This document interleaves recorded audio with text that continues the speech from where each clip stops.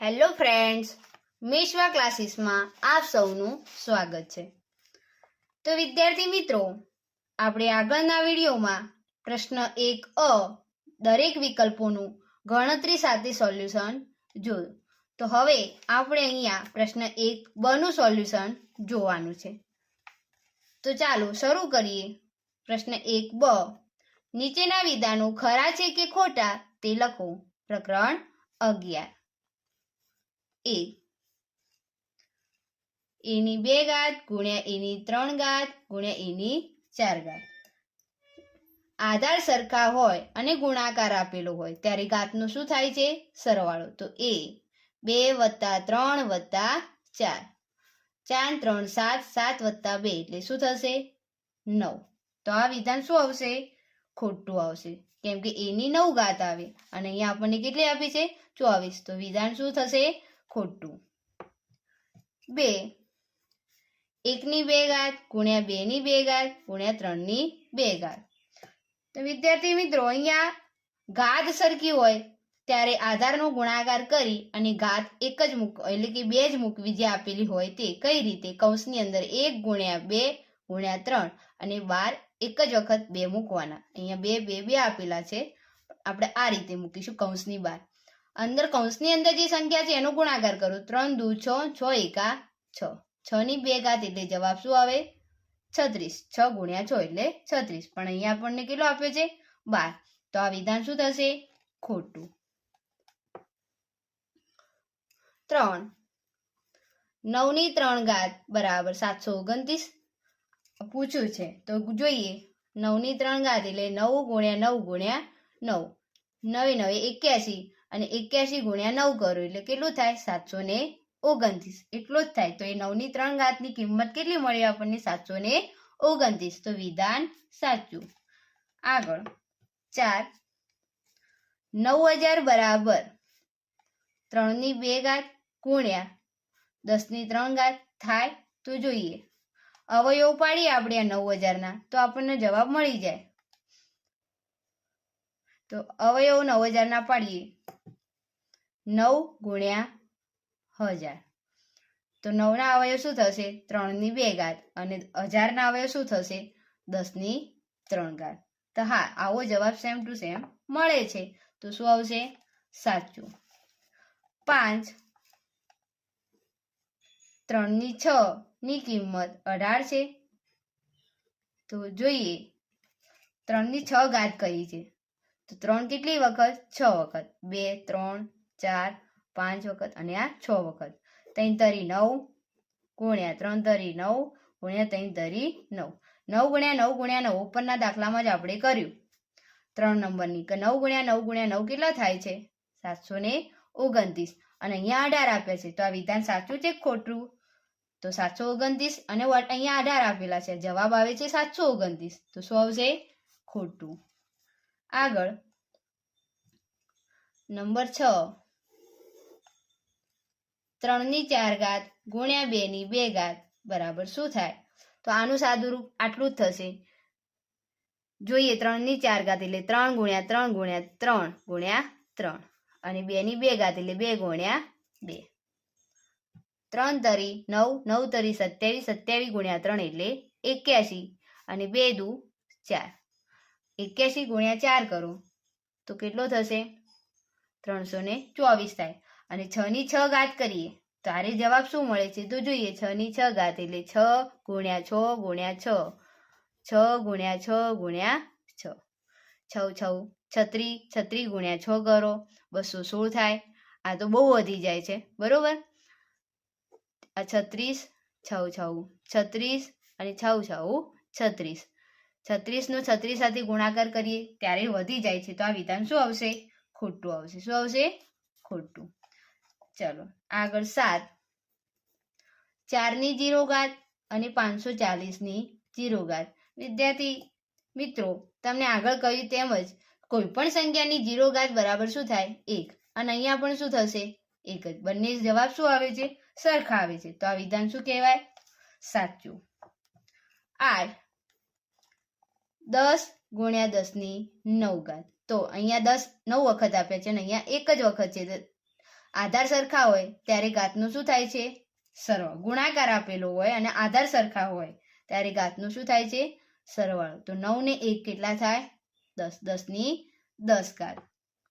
10 ની 10 ઘાત થાય, પણ અહીંયા આપણને શું આપ્યા છે? 100 ની 9 ઘાત. તો આ વિધાન શું આવશે? ખોટું. શું આવશે? ખોટું. ચલો નંબર 9, 236.15 નું પ્રમાણિત સ્વરૂપ શું થાય?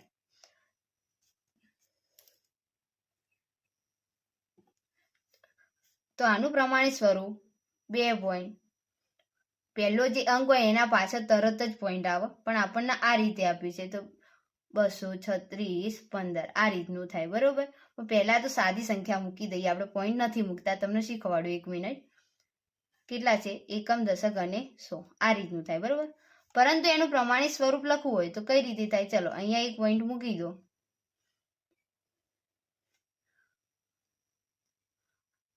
આ રીતે મૂક્યા. બરોબર. તો અહીંયા નીચે કેટલા આવશે? કેટલી શૂન્ય આપણે મૂકી? અહીંયા 100 મૂકી છે. બરોબર. 2 શૂન્ય છે ને આપણે 4 મૂકી, તો 4 માંથી 2 કાઢી નાખો તો કેટલા થાય? 10 ની -2 આવે. આ રીતનું પ્રમાણિત સ્વરૂપ આવે. પરંતુ અહીંયા આપણને આ રીતનું આપ્યું છે તો શું આવશે? ખોટું. શું આવશે? ખોટું. નંબર 10,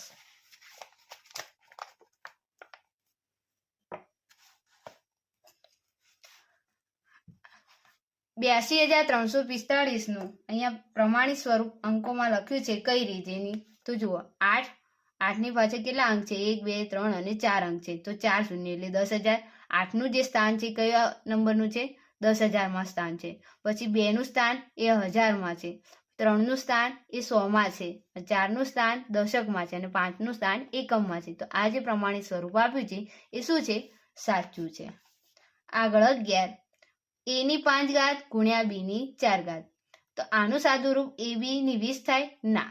આધાર સરખા હોવા જોઈએ. ગુણાકાર આપ્યો અને આધાર સરખા હોય ત્યારે જ ઘાતનું શું થાય છે? સરવાળો. પણ અહીંયા આધાર બી સરખા નથી, ઘાત પણ સરખી નથી. તો આ વિધાનનો જવાબ જે આપ્યો છે શું આવશે? ખોટો છે. 12, ઘાતનો ઘાત હોય 5 ની 3 કૌંસની બહાર 4. જ્યારે ઘાતનો ઘાત હોય ત્યારે શું થાય છે? ગુણાકાર થાય છે. એટલે એનું આ રીતે સાદું રૂપ થાય 5 ની 3 ગુણ્યા 4, 4 તરી 12, 5 ની 12 ઘાત જવાબ આવે છે તો શું આવશે? સાચું. પ્રકરણ 13, લંબઘનનો પડછાયો વર્તુળ મેળવી શકાય. જે કોઈ બી આકાર હોય, આકારનો જે પડછાયો પડે એ રીતનો જ પડે, થોડો આગા પાછો હોઈ શકે છે. બરોબર. કે ધારો કે ચોરસ હોય તો એનો લંબચોરસ પડી શકે છે. એ રીતનો પડછાયાનો આકાર ડિગ્રી હોય એ રીતે, મતલબ કે એનું જે ખૂણા ઉપર પડતું હોય એ રીતે. પણ અહીંયા શું કહ્યું છે? લંબઘનનો પડછાયો, તો એ લંબઘન આકાર એટલે કે ચોરસ એ લંબચોરસમાં જ પડશે. પરંતુ અહીંયા વર્તુળ મેળવી શકાય તો ના. શું આવશે? ખોટું. આઈસ્ક્રીમ કોન એ 3D વસ્તુ છે? હા. એ કેવી છે? 3D. જોકરની ટોપી અને આઈસ્ક્રીમનો કોન જે છે બંને આકાર સરખા જ હોય છે, એ 3D વસ્તુ છે? તો હા, સાચું. ઘનનો પડછાયો ષટકોણ હોઈ શકે? ઘન એટલે કોઈ ચોરસ બોક્સ ટાઈપ. બરોબર. અને એનો પડછાયો ષટકોણ હોઈ શકે? ના હોઈ શકે. એ ચોરસ જ હોઈ શકે. તો શું આવશે? ખોટું. નોટબુકનો પડછાયો ગોળ મળે? તમે જ જોઈ શકો છો નોટબુકનો આકાર કેવો હોય છે? લંબચોરસ. તો એનો આકાર જે પડછાયો હોય એ લંબચોરસ મળે, ગોળ મળશે નહીં. તો શું આવશે? ખોટું. 6, ચતુષ્કોણ એ 3D આકૃતિ છે? ના. ચતુષ્કોણ એ એક જ જે ડાયરેક્ટ દોરી શકાય છે આ રીતની. બરોબર. આ 3D નથી, આ 2D છે. તો શું આવશે? ખોટું. લંબઘનને 12 શિરોબિંદુ હોય છે. જોઈએ, આ લંબઘન દોરીને બતાવું તમને.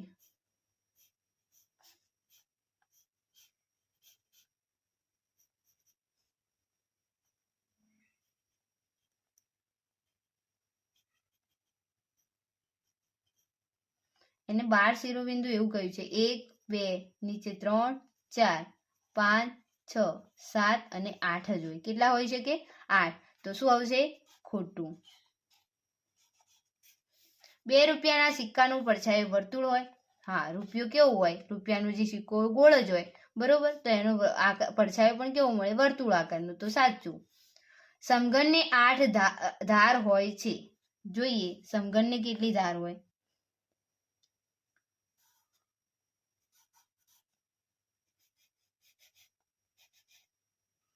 એક જ મિનિટ, તમને આમાં દોરીને બતાવો તો વધારે ખ્યાલ આવશે.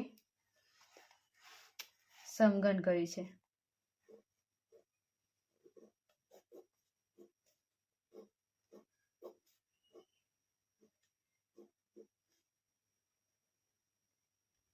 આ સમઘન દોર્યું, બરોબર.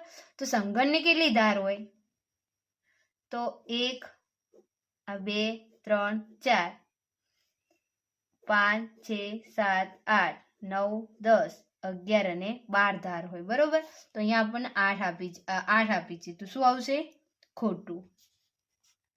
લંબઘનને 8 બાજુઓ હોય તો એક લંબઘન દોરીએ.